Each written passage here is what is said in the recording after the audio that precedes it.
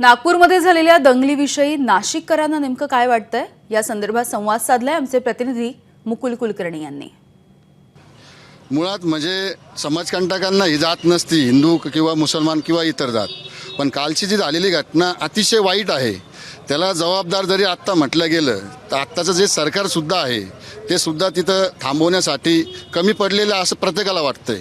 पण आजची सध्याची परिस्थिती बघता, नाशिकमध्ये पण बघता ही परिस्थिती, त्याचे ठसेगाव उमटलेले असं काही जणांना वाटत जरी असलं, पण नाशिक एक हिंदू मुस्लिम सलोख्याचं एक शहर आहे म्हणून तिची ओळख आहे।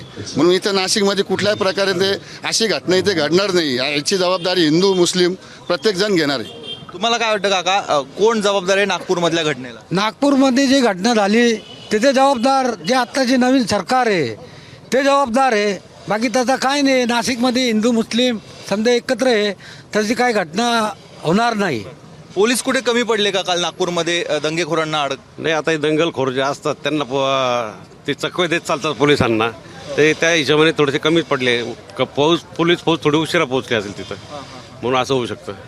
याला तर समाजकंटकच जबाबदार असता, पण नाशिकचा जो विषय तो नागपूर तर याच्यात समाजकंटकच जबाबदार आहे। याच्यात काही राजकीय हेतू असू शकतो। याला राजकीय वळण देण्याचं कारणच नाही, जे समाजकंटक आहे त्यांनीच ही दंगल घडवली। एबीपी माझा, उघडा डोळे बघा नीट।